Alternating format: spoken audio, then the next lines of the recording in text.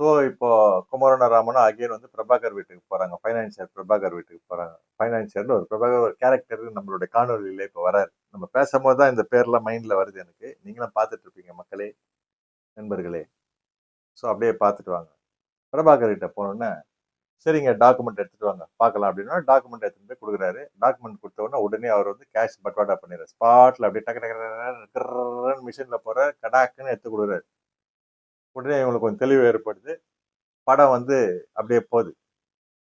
அப்படியே போகும்போது என்ன ஆகுதுன்னா இந்த 20 லட்சமும் கம்ப்ளீட் ஆயிடுது. கம்ப்ளீட் ஆயிட்டு முடியிற ஸ்டேஜ், படம் முடியிற ஸ்டேஜ் வந்துச்சு. இப்போ அந்த 20 லட்சம், இந்த 20 லட்சம், 40 லட்சம் பினிஷ்.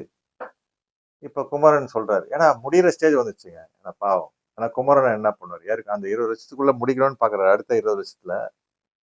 ஆனா படம் முடியல. ராமன், இன்னும் ஒரு 7 லட்சம் ரூபா, இவ்வளவுதான் இப்ப தேவை. இப்ப முடிஞ்சிச்சு.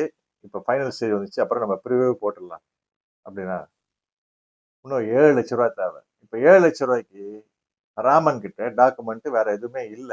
இப்ப இந்த 7 லட்சம் ரூபாய் யார் தர போறாரு? அப்ப என்ன பண்றாரு, பிரபாகரன் தரமாட்டாரு. ஏன்னா பிரபாகரனுக்கு ஆல்ரெடி வந்து 2 மாசம் ஆயிடுச்சு. இதோட இன்ட்ரெஸ்ட் வந்து சேர்ந்துட்டு வருது. சரிங்களா? அதுக்கு அவ்வளவுதான் வேல்யூ, 20 லட்சம் ரூபாய் முடிஞ்சது. இப்ப இந்த 7 லட்சம் ரூபாய், 7 லட்சம் ரூபாய்க்கு என்ன பண்றாருன்னா வீட்டுல போறாரு. ஒய்ஃப் கிட்ட இந்த ஜுவல்ஸ், அவருக்கு டாட்டர் இருக்குது, ராமனுக்கு டாட்டர் இருக்குன்னு வச்சுங்க, டாட்டரோட ஜுவல்ஸ், அப்புறம் சில ஃப்ரெண்டுங்க கிட்ட ஜுவல்ஸ், இது எல்லாத்தையும் வாங்கி ரெடி பண்ணி என்ன பண்றாரு, போயிட்டு பைனான்சியர் கிட்ட கொடுத்து பேங்க்லயோ இல்ல வந்து பவுன் புரோக்கர் ஷாப்லயோ வச்சு அது ஒரு 7 லட்சம் ரூபாய் வாங்கி எடுத்துட்டு வந்து திருப்பி எடுத்துட்டு வந்து குமரன் கிட்ட கொடுக்குறாரு. ஸோ படம் வந்து கம்ப்ளீட்டா முடிஞ்சிச்சுங்க. ஓகேங்களா? படம் முடிஞ்சிச்சு. படம் முடிஞ்சிட்ட பிறகு பாத்தீங்கன்னா,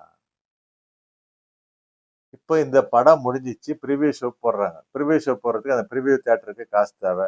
ஸோ அதெல்லாம் வந்து அப்படியே டிஃப்ரெண்ட்டுங்கிட்டலாம் அப்படியே கடன் கடன் வாங்கி அப்படியே போட்டு அதையும் போட்டு காட்டுறாங்க. போட்டு காட்டினோடனே அந்த படம் ப்ரிவியூக்கு வந்து நிறைய பேரை கூப்பிடுறாங்க. ஒரு 20 பேர் 30 பேரை கூப்பிடுறாங்க. அதிக பேரையும் கூப்பிட முடியல.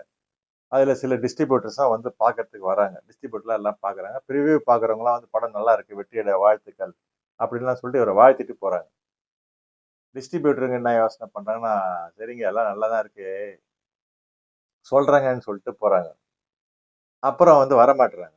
என்னங்கன்னு கேட்டா, சார் இல்ல சார் இது வந்து புது படமா இருக்கு. இப்ப இத வாங்கி நாங்க எப்படி நாங்க வெளியிடுறதுன்றது தெரியல. ஏன்னா மத்த படங்களுக்கெல்லாம் நாங்க பட்ஜெட் எல்லாம் காசெல்லாம் போட்டிருக்கோம் அப்படின்றாரு. இப்ப இவரு இங்கதான் ராமன் யோசனை பண்றாரு. ஐயோ ஏங்க டாக்குமெண்ட் குமரன் டாக்குமெண்ட் வேற அங்க இருக்கு. அவங்களுக்கு வட்டி வேற ஏறிட்டு இருக்கு. அவர் வேற போன் பண்றாரு பிரபாகர். வட்டி வேற ஏறிட்டு இருக்கு. இப்ப என்ன பண்றது தெரியலையே அப்படின்னு